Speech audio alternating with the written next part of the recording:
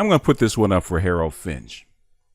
I don't think he's one of my subscribers, but since I hate typing back and forth in the comment section, it's kind of old hat, especially with people that want to type, whole essays in the comment section. Well, I'm going to do this a different way. First thing we're going to talk about before we get into the main topic is a rehash of the old troubled asset program called, Troubled Asset Recovery Program, which is Tarp, or what's loosely called the bank bailout, which is not exactly true, but that's the way people feel about it. I'm going to read what I wrote back in 2008, which is basically a broad overview of what led up to Tarp and what Tarp was actually about. I'm going to discuss it with my comments after that, and then we're going to talk about something that I actually wrote on Clary's video about socialism, which was about the fourth industrial revolution, which is something nobody's hearing about because guess what? They just started talking about it at the World Economic Forum in Davos, and they're not yet ready to completely roll out the information to the general public. And when I mentioned it in the comment box, it was a joke towards Clary. It wasn't really about socialism. Be that as it may. But I want to get one thing straight. I'm not a socialist. Neither am I a capitalist. I am a political agnostic and I am a pragmatist. What I am, and I have stated before, is what we call in the vernacular Pan-African nationalist. For folks in the black community, they'll know what that is. But I'm not really going to explain it here because it's irrelevant. But me being as a political agnostic and a pragmatist, I really don't give a shit what system is in place. If capitalism works, I'm all for it. If socialism works, I'm all for it. If it's a combination of both, which was what we have right now throughout the world, that's what I'm for. Whatever system is going to give me peace, prosperity, and stability, that's what I'm for. So Harold Finch, if you wanted to know where I stand on socialism and capitalism, that's where I stand. What I don't like, especially on videos, especially in MGTOW videos, and that's where a lot of this comes from, is people to be inaccurate. If we're going to sit down and discuss a problem or discuss an issue, let's sit down and discuss it, because we're supposed to be smarter than the rest of the average Joes that are out there. So when I put up a series on socialism, it's not to say that I'm a socialist or whether I agree with it one way or the other. It's to actually put the information out there so we can have a basis of talking about it, which Aaron Clary specifically understands, which he also understands about what Tarp was about and what the 2008 meltdown was about, because it actually started in 2007. But be that it is may. But with that, I'm going to get into the reading of my paper, and then I'll be back right after this. Okay, this is a paper I wrote for my sister back in late 2008 for my sister's public policy class. She was assigned to write about the TARP program that was passed not under Obama, but under Bush, even though Obama gets most of the credit for it. I highly doubt that Bush is a socialist. In fact, I'd bet my bottom dollar that he's not, but it was passed under his watch. What systematic and catastrophic events and decisions led to this point in history? CDOs, CMOs, SIVs, CDs, CDSs, etc., what Warren Buffett calls financial weapons of mass destruction, are the main culprit behind this severe financial crisis. They are the paper of which this $62 trillion house of cards is built on. The famous subprime mortgage problems was only the trigger that started the cards falling. The federal bailout is just the latest in a 14-month effort to stem the tide and stabilize the markets. The deregulatory wave has its antecedents from the 1980s. The junk bond derivative started the corporate takeover craze and gave us the savings and loan crisis. The collateralized mortgage obligation, CMOs, a bond that is created from pools of home mortgages, played a central role in the Orange County 1994 meltdown when its treasurer, Bob Citron, bet pension money to invest in these exotic instruments. One would think with these disastrous examples governments would tend to rein in financial markets with stricter regulations. This turned out not to be the case. Greed and the desire to combine the enormous financial power of the people's money with the risky, high-yield potential of Wall Street were too tempting. The late 1990s saw the last of the Depression-era restrictions ended with the repeal of the Glass-Steagall Act, the 1933 law that separated commercial depository banks from risky, high-earning investment banks. The so-called firewall that was designed to prevent another crisis like the current one. The repeal allowed large commercial banks such as Citicorp to create and sell previously rare exotic instruments such as collateralized debt objects, an investment-grade security backed by pools of bonds, loans, and other assets. Mortgage-backed security, MBS, is an asset-backed security whose cash flows are backed by the principal and interest payments of set mortgage loans. Payments are typically made monthly over the lifetime of the underlying loans. Structured investment vehicles, a type of fund in the shadow banking system from the 1980s until the late 2008. The strategy of these funds was to borrow money by issuing short-term securities at low interest and then lends that money by buying long-term securities at a higher interest. These allowed other securities to be legally kept off the bank books. To make matters worse, another type of exotic unregulated product was created to ensure this higher risk product and supposedly limit risk, the credit default swap. The credit default swap was invented a few years ago by a young Cambridge University mathematics graduate, Blythe Masters, hired by J.P. Morgan Chase Bank in New York, and who, fresh from university, convinced her new bosses to develop the revolutionary new risk product.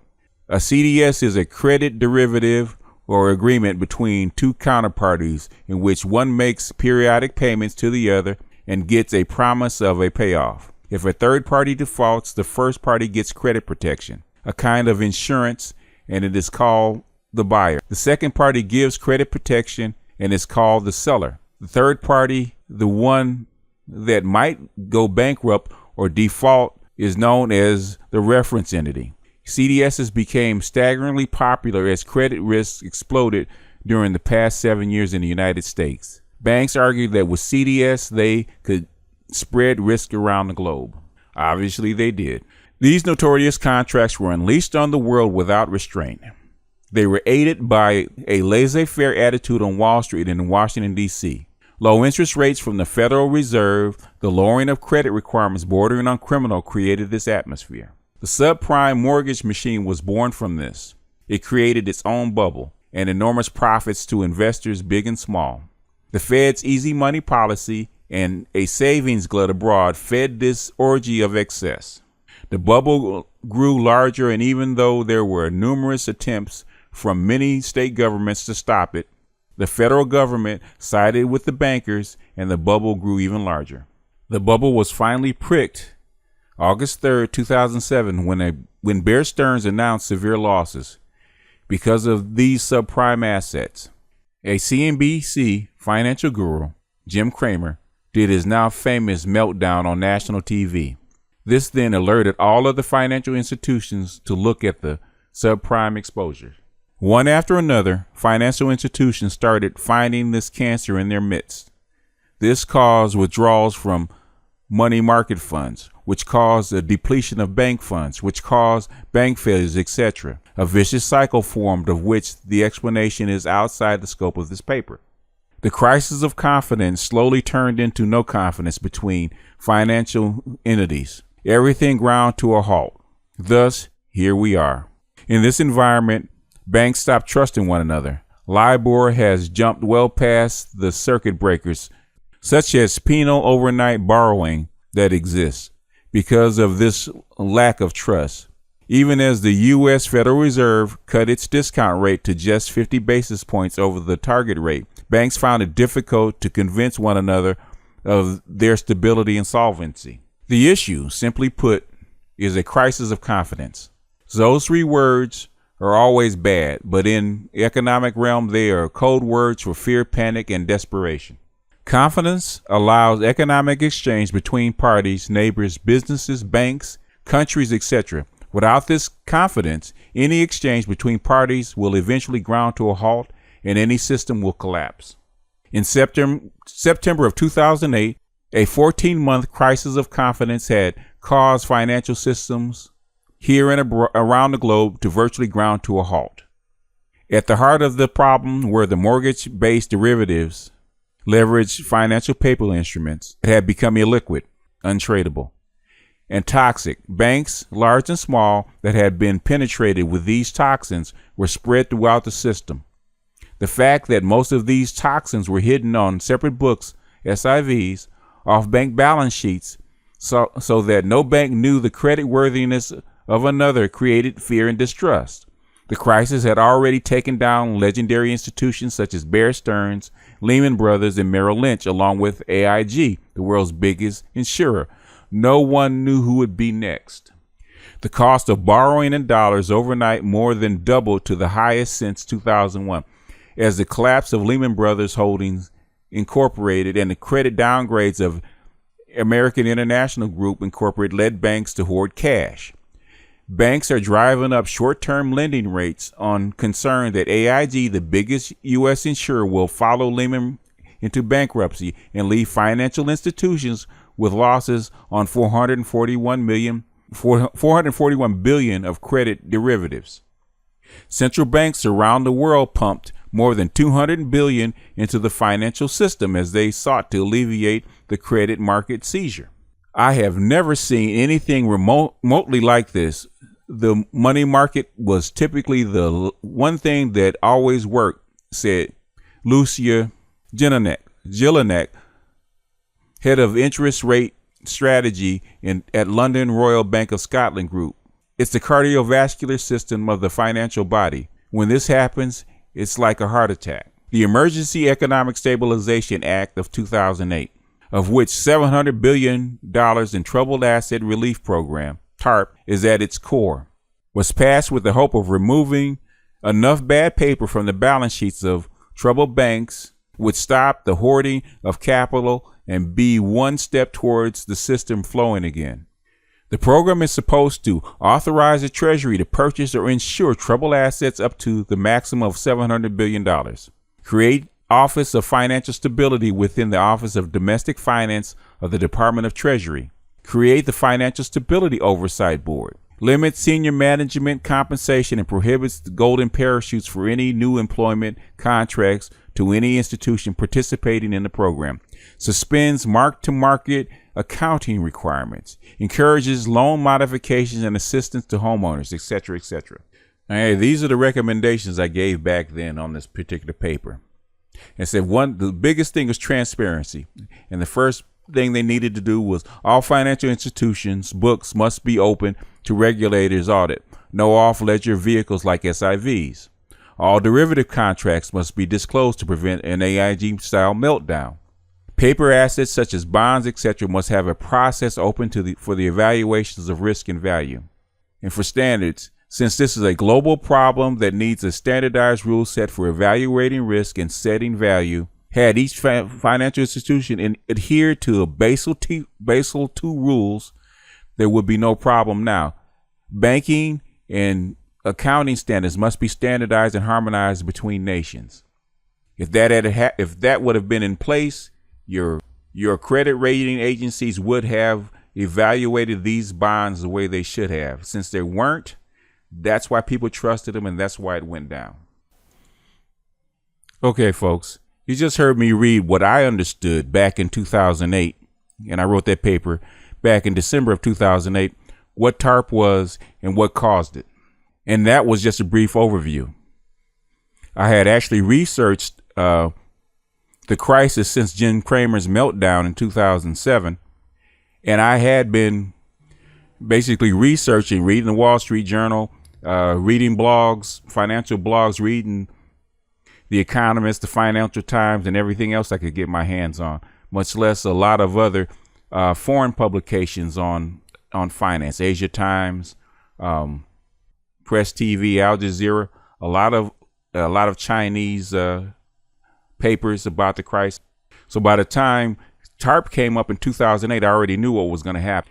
Tarp was basically shoved down our throats by the G20. Even before the G20 and shoved Tarp down our throats, which was nothing more than an earnest money deposit down to make sure that Congress and the American government was behind solving this particular crisis.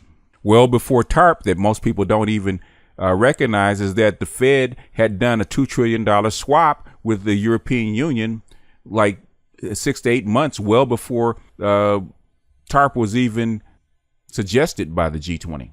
But it wasn't enough. It needed government intervention. It's what the bailout was about, which most banks didn't want, because most banks didn't want to open up their books. Because under Tarp, that's what they had to do. All banks had to open up their books, which Basel III, which was passed by the Bank of International Settlement, actually made them do.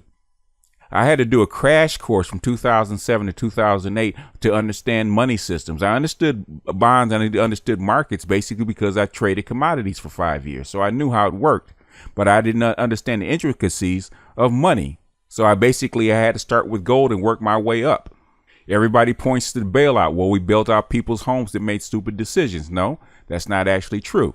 $450 billion worth of troubled assets, which was the homes that were going bust, did not equal $62 trillion, which is what it was at the time, of which 150 nations around the world actually had to come through and bail them out, including Greece, including Iceland, which had failed, Ireland, the UK, France, Spain. It's still going on.